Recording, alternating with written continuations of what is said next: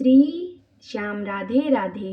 श्याम कथा आषाढ़ माह की। अर्जुन ने कहा, हे त्रिलोकीनाथ, मैंने ज्येष्ठ माह के शुक्ल पक्ष की निर्जला एकादशी की कथा सुनी।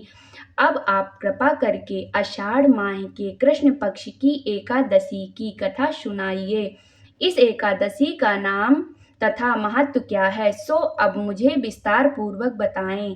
श्री कृष्ण ने कहा, हे पांडव पुत्र, आषाढ़ माह के कृष्ण पक्ष की एकादशी का नाम योगिनी एकादशी है।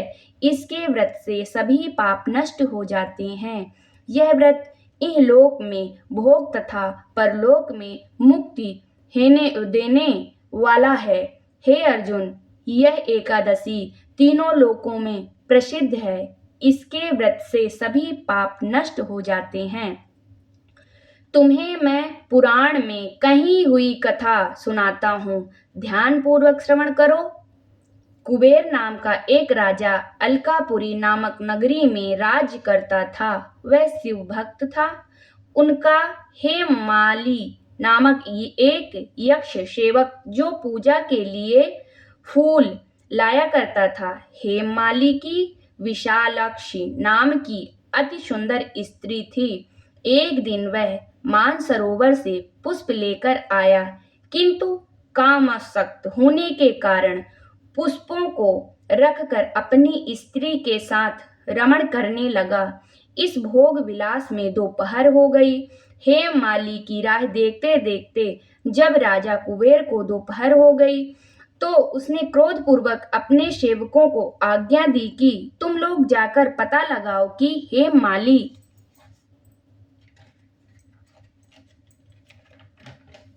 अभी तक पुष्प लेकर क्यों नहीं आया।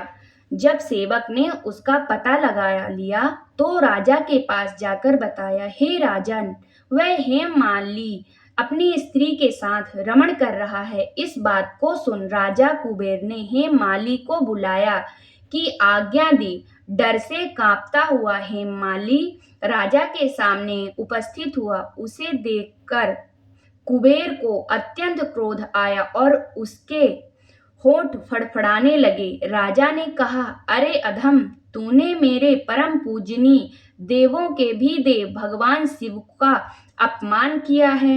मैं तुझे श्राप देता हूँ कि तू स्त्री के वियोग में तड़पे और मृत्युलोक में जाकर कोढ़ी का जीवन व्यतीत करे।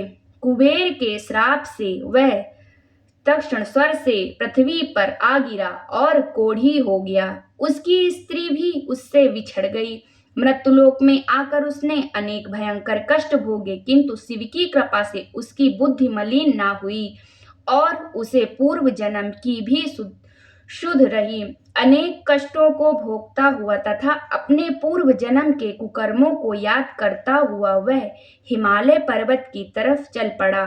चलते चलते वह मार्कंड ऋषि के आश्रम में जा पहुंचा। वह ऋषि अत्यंत वृद्ध तपस्वी थे। वह दूसरे ब्राह्मणों के समान प्रतीत हो रहे थे और उनका वह आश्रम ब्राह्मण के सभी सभा के समान शोभा दे रहा था। ऋषि को देखकर हेममाली वहां गया और उन्हें प्रणाम करके उनके चरणों में गिर पड़ा।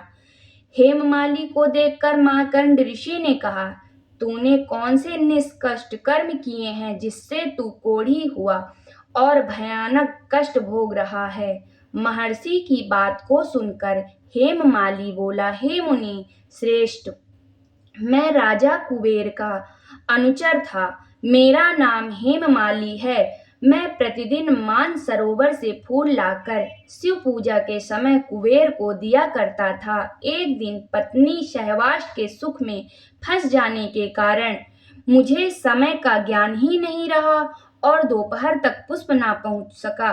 तब उन्होंने मुझे श्राप दिया कि तू अपनी स्त्री का वियोग और मृत्युलोक में जाकर कोढ़ी बनकर दुख भोगे।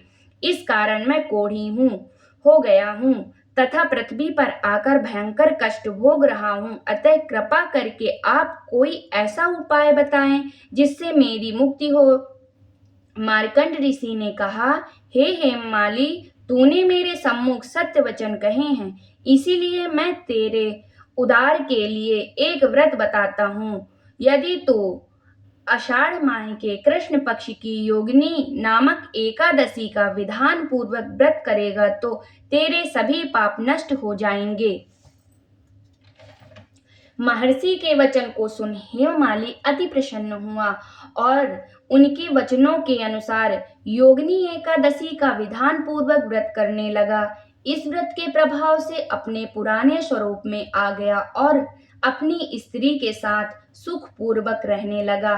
हे राजन, इस योगिनी एकादशी की कथा का फल 88 सहस्त्र ब्राह्मणों को भोजन कराने के बराबर है। इसके व्रत से सभी पाप नष्ट हो जाते हैं और अंत में मोक्ष प्राप्त करके प्राणी स्वर्ग का अधिकारी बनता है। जय श्री श्याम, जय श्री श्याम।